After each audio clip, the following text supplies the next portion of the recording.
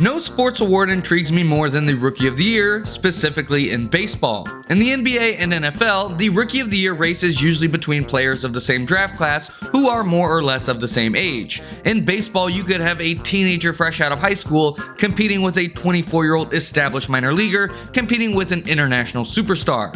And naturally, you only get one shot at it, so it's very class dependent. The Rookie of the Year runner-ups range from Juan Soto to Jose Iglesias. So let's rank the Rookie of the Year winning seasons from the 2010s to relive the best young talent baseball had to offer us. Somebody has to be last in this list of award winners, and in 2013, someone had to win the AL Rookie of the Year. The National League has 7 rookies who put up a higher WAR than any American League rookie. Myers only played 88 games and was certainly solid, but 13 home runs is by far the lowest of any hitter on this list. I would even argue Myers' teammate Chris Archer was more deserving, starting 23 games with a low 3s ERA. The top of this list is going to be players that both played a lot and put up big seasons, and Myers didn't do either. I've been a baseball fan since the early 2000s, but 2010 was the first season I began to follow the entire league and not just my St. Louis Cardinals. Neftali Feliz was one of the first young non-Cardinals I really became attached to. Primarily a starter in the minors, Feliz was fast-tracked to the big leagues and turned into a closer to help the Rangers win now. Originally, the plan was for Feliz to eventually go back to being a starter, and while they tried to do that briefly in 2012, the rotation never quite worked out for him.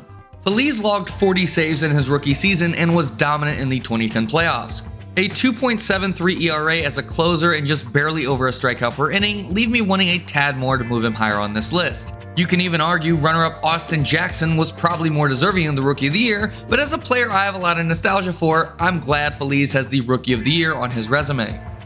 Raise your hand if you forgot Michael Fulmer was a Rookie of the Year winner. I did. Fulmer was certainly solid during his rookie season. 150 innings with a 3 ERA is nothing to sneeze at. 2016 was a notoriously weak year for pitching in the American League, with Rick Porcello winning the Cy Young and not a single starting pitcher having an ERA below 3.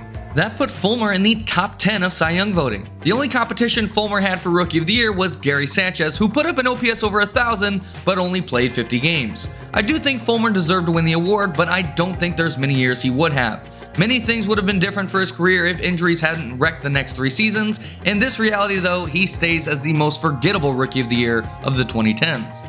This probably feels shockingly low both for how Carlos Correa's career has gone and how hyped of a prospect he was, but the former #1 draft pick's rookie season was just pretty underwhelming. He has both the 3rd lowest number of at-bats and 3rd lowest OPS of all of the hitters on this list. There's no doubt Correa deserved the 2015 Rookie of the Year award, just getting past Francisco Lindor, and 22 home runs by a shortstop who also showed signs of Gold Glove caliber defense made it pretty clear to the Astros that he was the shortstop of the future. Add in the fact that he was only 20 years old, and it really shows that Correa being this low on the list is more of a testament to how strong the competition is. The 2011 AL rookie class is pretty weak, with the runner-up being the 768 OPS of Mark Trumbo, but I was pretty shocked how good Jeremy Hellickson was in his rookie season. Nearly 200 innings with a sub-3 ERA? Sign me up. Hellickson was easily the highest ranked pitching prospect in baseball going into 2011, and it looked like he was going to deliver on that promise, putting up a 3.06 ERA in his first 3 years in the league. His career didn't quite pan out that way, but at least for his rookie year and the following season in 2012, the Rays looked like they had developed a top of the rotation arm. As, again, someone who really started paying attention to the entire league in 2010, I remember pretty vividly the Buster Posey rookie season. And I gotta say, looking at his numbers, it feels a bit underwhelming as to how I remember everyone talking about him. Don't get me wrong, hitting over 300 with an OPS over 850 as a rookie catcher is impressive, but it felt like people were talking about him like he was the next face of the league. I definitely don't remember his stats being so comparable to runner-up Jason Hayward, who I think has an argument should have won the award instead. He is, however, the only guy on this list who managed to win the World Series in his rookie year. The 2012 MLB draft was the first one I really paid attention to, but the 2013 draft was the first one I watched live on TV. I remember thinking I was watching the next crop of stars get selected. I watched the first 30 picks, committing every name to memory. Little did I know, the only one that would become anything is Kris Bryant, and even that wouldn't last long. In 2015, Bryant made his debut and played 151 games and hit 26 home runs. He was good, but not spectacular in any area except maybe striking out, which he did nearly 200 times. Bryant was the Rookie of the Year favorite in the preseason, and he won the award unanimously with a pretty weak crop of competition, all things considered. Going into this, I assumed Bryce Harper would be near the top of this list, remembering him as baseball's chosen one. The Bryce Harper saga was like watching my road to the show play out in real life. I remember seeing clips of him hitting impossibly long home runs as a high school player. He's then the #1 pick in the draft, blitzes his way through the minor leagues, and debuts as a 19-year-old to win the Rookie of the Year and receive MVP votes. I feel like I'm actively talking myself into moving him higher. He does, however, have some of the weakest stats of the hitters on this list. Lowest OPS, third lowest batting average, but he did play nearly the entire season with almost 600 plate appearances. The voters must have thought the numbers were underwhelming too, considering he nearly lost the vote to Wade Miley in his 6.7 K per 9. Right ahead of the generational can't-miss 19-year-old, we have the 26-year-old rookie that nobody cared about before he came up. I mean, in 2014, DeGrom was not even close to the top pitching prospect on his own team, behind both Noah Syndergaard and Rafael Montero. He's not even fourth either. Keep going. Keep scrolling. Oh, there he is, right behind Steven Matz and all 25 major league innings of Corey Mazzoni. Stop! He's already dead! A few years from now, DeGrom will be considered the best inning-for-inning pitcher in baseball. He's not quite that in 2015, and he didn't have to be, with his main competitors being Billy Hamilton and Colton Wong, who I think even if you combine their numbers wouldn't have taken the award from DeGrom. Where DeGrom had to beat out Colton Hamilton and Billy Wong to win the Rookie of the Year, in 2018, Ronald Acuna had to outpace Juan Soto and Walker Buehler. This is the point of the list where it feels like it's no longer great rookie seasons and now it's just great seasons. As a 20-year-old in 2018, Acuna hit .293 with an OPS of .917 along with 26 homers and 26 doubles. The biggest reason he's this low is only playing about 2/3 of the season, which was mostly caused by the Braves trying to manipulate his service time. Once up, Acuna quickly became the face of both the Atlanta Braves and also the Let the Kids Play movement. We can argue all day about if that was good for baseball or not, but Acuna definitely played a part in the change of how baseball players were expected to behave. How low can you put the highest OPS by a rookie season in the 2010s, even if he has the fewest at-bats? I mean, come on, 27 homers and just over 300 at-bats? In 2019, Yordan Alvarez was a 22-year-old showing the hitting prowess and maturity of a 32-year-old veteran. Blessed with the strength of Barry Bonds, but cursed with the knees of Caillou. But, I mean, seriously, in his career so far, he and Barry Bonds averaged the same amount of games per home run. If he could surpass Bonds in games played, he'd be the career home run leader, which at his current pace would only take him playing till about 54. Jokes aside, since Yordan's been in the league, what hitter puts more fear in the heart of an opposing pitcher? Maybe you could argue Judge or Ohtani, but that's it. In hindsight, Cody Bellinger being ahead of Acuna, DeGrom, and Harper seems insane, but at the time of his rookie year in 2017, he had just as much hype as all of them. 39 home runs as a rookie was the most ever in National League history at the time.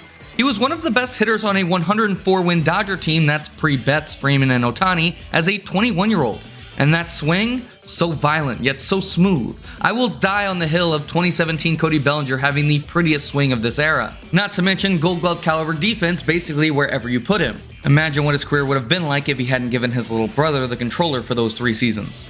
With the current state of things in baseball, it's easy to forget that not too long ago, the Dodgers were facing a 3-decade drought from their last World Series. Where Cody Bellinger would join him a year later, the first piece of the eventual team that broke the drought was making waves in 2016.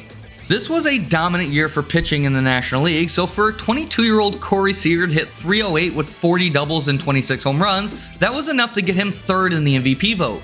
Mix those big numbers with a 6'4" frame at shortstop of all positions, place him in the LA market, and you've got the makings of a future superstar. Seager was unbelievably durable during his rookie season as well, and has the most at-bats of any player on this list. It's a shame that in 2026, his rookie season is still the most he's played in a regular season.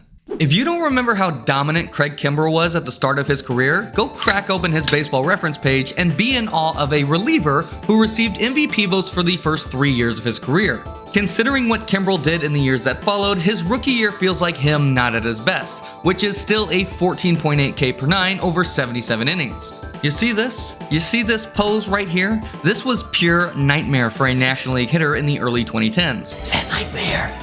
Is that true nightmare? There's plenty of discussion between the full career versus peak debate, but I don't see how you can argue against that he's a first ballot Hall of Famer with how dominant he was at the start of his career. In what other professional sport is a 27-year-old even given the opportunity to win Rookie of the Year? The NHL has even outright banned anyone above 26 from winning it.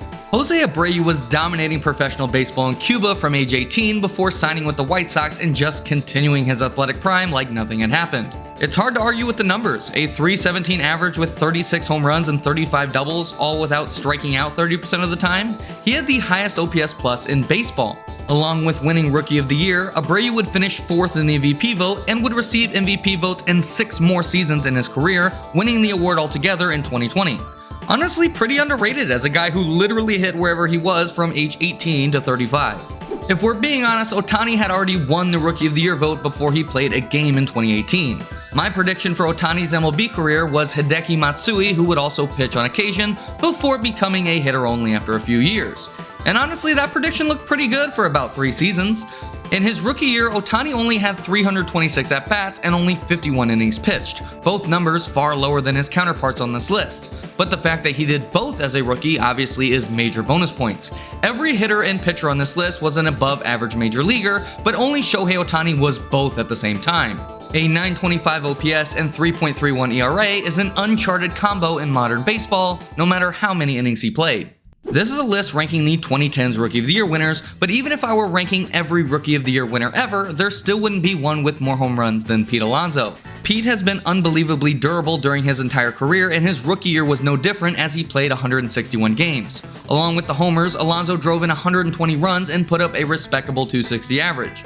Not to mention having a stacked cast of competition. Soroka, Tatis, and Brian Reynolds would have won the award over several of the entries on this list. I hope Alonso gets more opportunities in the playoffs with Baltimore because he's been a beast in October in the few chances he's had. You could put the players ranked between 4 and 11 on this list in any order and I really wouldn't argue with you, but the next 3 are a cut above the rest. Giving people a reason to watch the 2013 Marlins deserves an award in itself. Make sure you double check the probable starters though, because otherwise you might be jump scared by Tom Kohler or Jacob Turner, who each started 20 plus games for this team.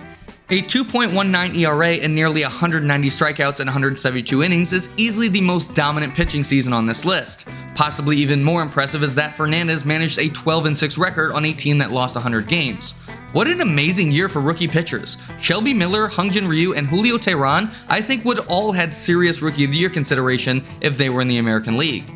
There's only 2 players on this list whose OPS started with a 1, and the other one only played half the season. From 2016 to 2017, Aaron Judge raised his batting average 100 points and nearly doubled his OPS. 52 home runs was a rookie record at the time, and he's the only rookie in history to lead baseball in walks. If it weren't for Judge being in this 2017 AL rookie class, it probably would have been the winner that ended up last on this list. The runner-up was Andrew Benintendi, whose OPS started with a 7, and the other candidates were Trey Mancini or Yuli Gurriel, neither of whom put up better numbers than anyone on this list besides maybe the bottom 2. It's still pretty remarkable to me that Judge didn't win the MVP in 2017. Speaking of guys who should have won the MVP in their rookie year, Mike Trout absolutely should have been the 2012 MVP. There's certainly an argument to be made that this is the best rookie season in baseball history. Pick basically any stat you want and Trout was probably exceptional.